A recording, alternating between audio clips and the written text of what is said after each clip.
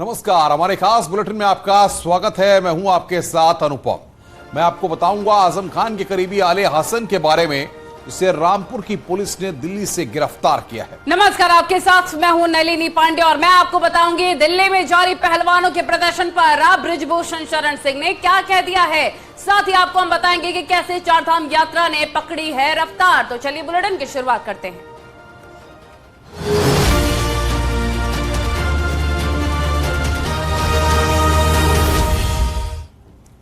Samajwadi party के नेता आजम खान के करीबी पूर्व सीओ आले हसन को रामपुर पुलिस ने दिल्ली आवास से गिरफ्तार किया है। आले हसन के खिलाफ गैर जमानती वारंट जारी किया गया है। इस गिरफ्तारी के बाद आजम खान की टेंशन बढ़ सकती है।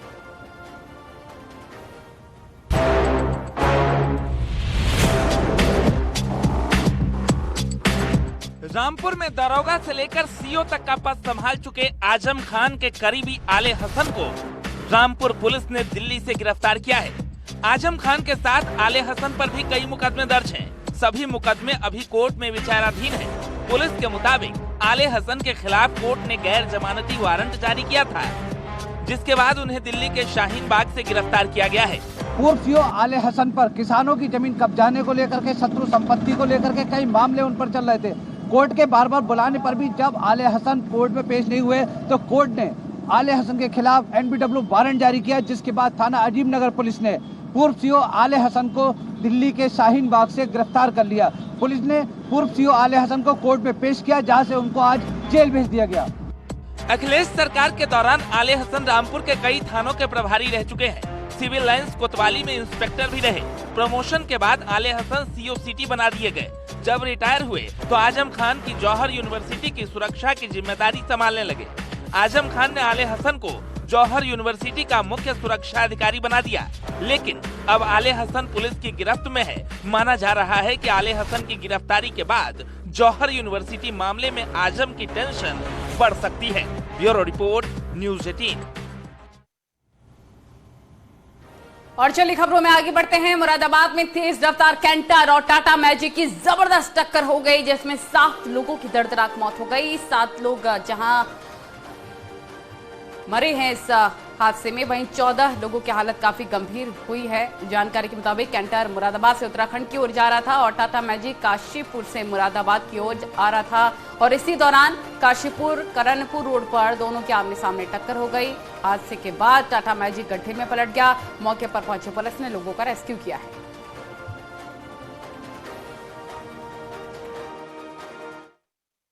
देखिए, अभी तक सीएससी भोजपुर और जिला अस्पताल को लेकर टोटल 16 लोग हैं जो लाए गए हैं। उनमें से 7 लोग अभी तक मृतक घोषित किए गए हैं और बाकी जो लोग हैं उनका इलाज कराया जा रहा है। और करीब 5 लोगों को जिला अस्पताल से यहाँ पे जो प्राइवेट हॉस्पिटल है कॉस्मोस, वहाँ के लिए रेफर किया गया है। दिल्ली में पहलवानों का धरना प्रदर्शन लगातार जारी है। डब्ल्यूएफआई के अध्यक्ष बृजभूषण शरण सिंह के खिलाफ धरने पर बैठे पहलवानों को कई पार्टी और संगठनों का साथ मिला है। आज किसान नेता राकेश टिकैत भी पहुंचे हैं, लेकिन इसी बीच बृजभूषण शरण सिंह ने एक बार फिर साफ किया कि उन्होंने कुछ गलत नहीं किया है। उन्होंने कहा कि कुछ लोग हैं जो खिलाड़ियों की आड़ में उनको नुकसान पहुंचाने की कोशिश कर रहे हैं। सोशल मीडिया के जरिए बृजभूषण शरण सिंह ने क्या कहा, देखिए जरा।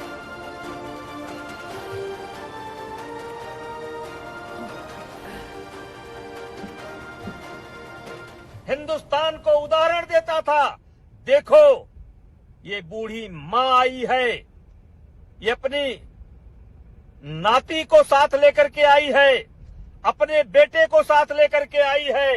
अगर चाहते हो कि देश की कुश्ती आगे बढ़े, देश का खेल आगे बढ़े, तो इस हरियाणा की बूढ़ी मां से आशीर्वाद लेने का काम करो और इसके नक्शे कदम पर चलने का काम करो। ठीक है, आनंद है, गाली दीजिए, लेकिन एक बात हाथ जोड़ करके कहना चाहता हूं, महीना, 2 महीना, 3 महीना, 4 महीना, 5 महीना बाद जब भी जांच पूरी होगी, मैं आपके खाप पंचायत में आऊंगा और आप जूते से मार मार करके, अगर मैं गुनाहगार हूं तो जूते से मार मार करके मेरे जीवन के लीला को समाप्त कर देना। चलिए आगे बढ़ते हैं। वाराणसी में रुपयों के लेन देन को लेकर युवक को गोली मार दी गई। घायल युवक को ट्रॉमा सेंटर में भर्ती करवा दिया गया है। मामला दानगंज चोलापुर के खनुआन लश्करपुर का है, जहां पर रुपयों को लेकर दो युवकों के बीच विवाद चला था। दोनों में रुपयों को लेकर बहस भी हुई, बात काफी ज्यादा बढ़ गई और आरोपी ने युवक को गोली मार दी और मौके से फरार हो गया। घटना के बाद से लोगों में काफी नाराजगी है। वहीं पुलिस आरोपी की तलाश में जुट गई है।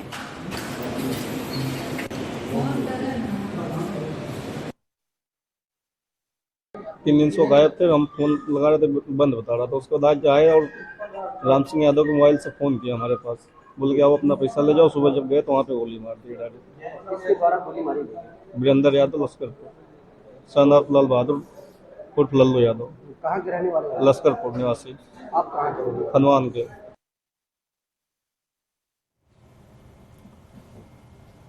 चारधाम यात्रा में श्रद्धालुओं की खासी भीड़ देखी जा रही है। खराब मौसम, बर्फबारी और दरकते पहाड़ की आ रही तस्वीरों के बीच श्रद्धालु चारधाम के रास्ते पर लगातार चल रहे हैं। अब तक 5.25 लाख श्रद्धालु चारधाम यात्रा कर चुके हैं।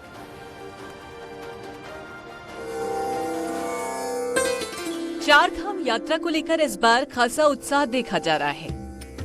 रोजाना हजारों की संख्या में भक्तों की भीड़ केदारनाथ, बद्रीनाथ, गंगोत्री और यमुनोत्री के दर्शन करने पहुंच रहे हैं। हालांकि बारिश, बर्फबारी और भूस्खलन यात्रा में बाधा बन रही है। इसके बावजूद भी यात्रा में रिकॉर्ड श्रद्धालु पहुंच रहे हैं। अब तक 4.75 लाख श्रद्धालु चारधाम दर्शन कर चुके हैं। सबसे अधिक 1.58 लाख श्रद्धालु पहुंचे केदारनाथ, 1.18 लाख श्रद्धालु पहुंचे बद्रीनाथ। गंगोत्री में अब तक 1.04 लाख श्रद्धालु पहुंचे। यमुनोत्री में 92,000 श्रद्धालु कर चुके हैं दर्शन। धाम यात्रा अब फिर से पूरी रफ्तार से प्रारंभ हो गई है और पिछले दिनों केदारनाथ जी में काफी बर्फबारी थी और लगातार 1 माह से बर्फबारी होने के कारण से कई बार यात्रा बीच बीच में रुकी भी है। मार्ग में बड़े ग्लेशियर भी आए हैं, लेकिन उसके बावजूद भी यात्रा चली है। लेकिन अभी फुल स्विंग से यात्रा चल रही है और यात्री आ रहे हैं, श्रद्धालु आ रहे हैं पूरे देश भर के। लगातार सबके दर्शन हो रहे हैं और मैं समझता हूं कि जिस प्रकार से यात्रा में अधिकाधिक संख्या में पूरे देश भर से, विदेशों से श्रद्धालु आ रहे हैं, वो पिछले साल का भी रिकॉर्ड इस बार यात्रा में टूटेगा। उत्तरकाशी में मौसम बदलने के साथ गंगोत्री धाम में बारिश और हल्की बर्फबारी देखने को मिल रही है, जिससे कड़ाके की ठंड धाम में महसूस की जा रही है। लेकिन इस बीच बड़ी संख्या में श्रद्धालु धाम में पहुंचकर पूजा अर्चना कर रहे हैं। हालांकि मौसम इस वक्त साफ है, लेकिन मौसम विभाग के मुताबिक मौसम का मिजाज फिर बिगड़ सकता है। लेकिन उम्मीद है कि आने वाले दिनों में मौसम साफ रहने पर चारधाम यात्रा रफ्तार पकड़ेगी। हालांकि मौसम की दुश्वारियां लगातार बनी हुई हैं। वेदर डिपार्टमेंट ने 9 मई तक लगातार मौसम के खराब रहने की फोरकास्ट जारी किया है और इसी के मद्देनजर केदारनाथ के लिए भी 8 मई तक फिलहाल रजिस्ट्रेशन बंद किए गए हैं। सरकार की ओर से भी प्रयास हैं कि श्रद्धालुओं को कोई दिक्कतें न हो, इसीलिए लगातार अपील भी की जा रही है कि जब भी आप चारधाम यात्रा पर निकले, मौसम को देख कर निकलें। कैमरा पर्सन दीपक उपाध्याय के साथ सुनील नौपरवात, न्यूज 18 देहरादून। और वहीं पिथौरागढ़ में चाइना बॉर्डर के करीब दारमा घाटी पर बड़ा ग्लेशियर टूट गया है। ग्लेशियर टूटने से घाटी को जोड़ने वाली रोड दुरुस्त करने को लेकर लगातार कार्य जारी है, लेकिन दुगतू के पास रास्ता बंद हो गया है। जिस वक्त ग्लेशियर टूटा उस समय 8 लोग यहीं से गुजर रहे थे। गनीमत ये रही कि सभी सुरक्षित हैं। घाटी को जोड़ने वाली रोड बंद होने से ग्रामीणों के साथ ही पंचाचूली देखने गए सैलानी भी फंस गए हैं। ग्लेशियर का बड़ा हिस्सा टूटने के कारण रोड के 2 दिन तक खुलने के आसार नहीं हैं। ग्लेशियर ऐसे तो होता है, देख लिया आज ग्लेशियर भी देख लिया। लखीमपुर खीरी में एक बार फिर नेपाल से हाथियों का झुंड पहुंचा है, जिससे दुधवा टाइगर रिजर्व के आसपास के गांव में दहशत बनी हुई है, क्योंकि कई सालों से ये हाथी यहां आसपास के गांव में दहशत मचाते हैं। वहीं 2 हाथियों के बीच सड़क पर लड़ाई की एक तस्वीर भी सोशल मीडिया पर वायरल हो रही है। लोगों का मानना है कि हाथी जंगल के आसपास के गांव में आतंक का पर्याय बन सकते हैं।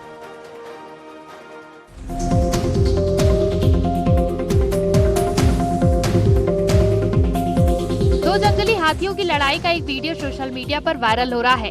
वीडियो में दो हाथी आपस में भिड़ते हुए नजर आ रहे हैं। सड़क किनारे गुजर रहे किसी राहगीर ने ये वीडियो बनाकर वायरल किया है। वीडियो हरिद्वार के चीला रेंज का बताकर शेयर किया जा रहा है। हालांकि राजाजी टाइगर रिजर्व के अधिकारी इसे टाइगर रिजर्व से बाहर का बता रहे हैं। न्यूज 18 भी इस वीडियो के चीला रेंज के होने की पुष्टि नहीं करता है, लेकिन बीच सड़क पर गजराज का ये मल्ल युद्ध सोशल मीडिया पर खूब वायरल हो रहा है। इस बीच लखीमपुर खीरी के दुधवा टाइगर रिजर्व से भी हाथियों के झुंड की तस्वीरें सामने आई हैं। बताया जा रहा है कि हाथियों का ये झुंड नेपाल के शुक्ला फाटा के जंगलों से निकलकर दुधवा टाइगर रिजर्व के जंगलों में आ गया है।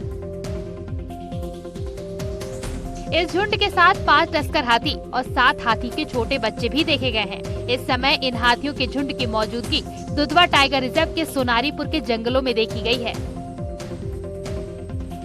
ये वही हाथियों का झुंड बताया जा रहा है जो पिछले 2 सालों से दुधवा टाइगर रिजर्व के जंगलों से निकलकर मैलानी, कोला, बिजुआ समेत 40 गाँव में उत्पात मचाए हुए थे।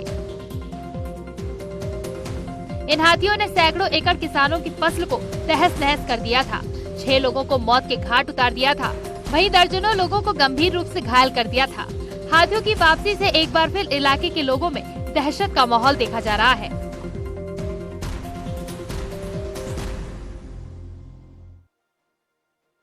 तो एक और हाथी तो दूसरी ओर बाघ और तेंदुए के आतंक से भी लोगों में दहशत का माहौल है। लखीमपुर खीरी के दुधवा टाइगर रिजर्व से सड़क पर आए एक बाघ की वजह से यहां पर राहगीर दहशत में आ गए। वहीं देहरादून के पास एक गांव में तेंदुए की दहशत से लोग घबराए हुए हैं।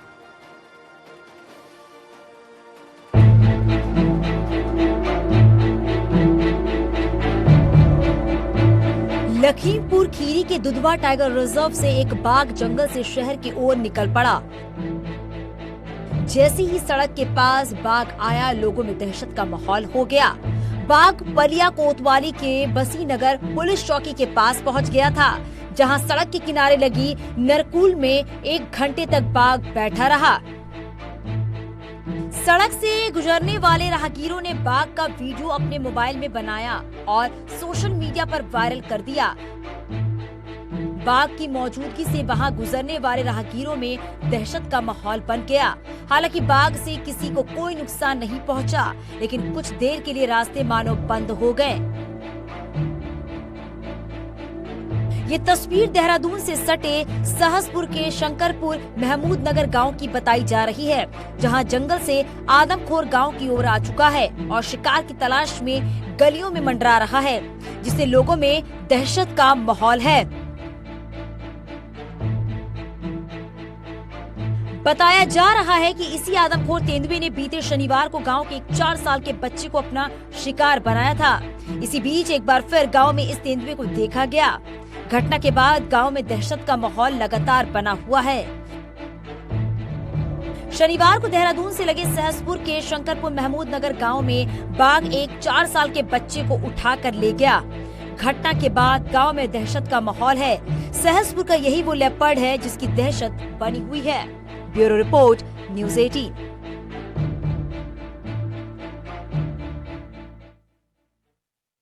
और अब आपको ऐसी तस्वीर दिखाने जा रहे हैं जिसे देखकर आप दंग रह जाएंगे। क्या आप अपने दांत से 7 टन वजन के ट्रक को खींच सकते हैं? आप सोच रहे होंगे कि मैं क्या कह रहा हूं, लेकिन हर किसी का जवाब नहीं ही होगा। लेकिन ऐसा हुआ है। एक शख्स ने अपने दांतों से एक ट्रक को कई मीटर तक खींच डाला। देखिए जरा इस रिपोर्ट में।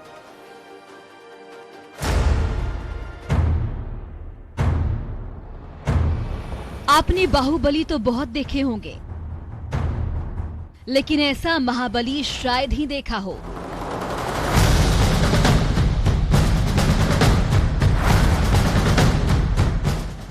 जिस ट्रक को खींचने के लिए आमतौर पर 250 से 450 हॉर्स पावर के इंजन की जरूरत होती है, उसे ये शख्स अपने दांतों से खींच रहा है।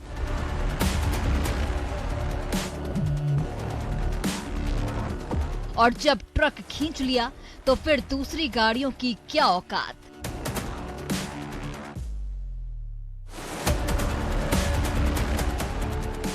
टाटा सफारी और बोलेरो जैसी गाड़ियों को खींचना तो इनके बाएं हाथ का खेल है।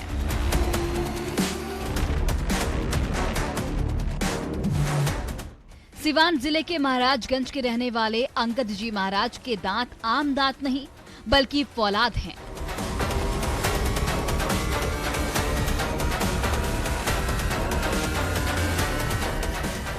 बड़ी से बड़ी गाड़ियों को अपने दांतों से पकड़कर खींचना इनके लिए मामूली बात है।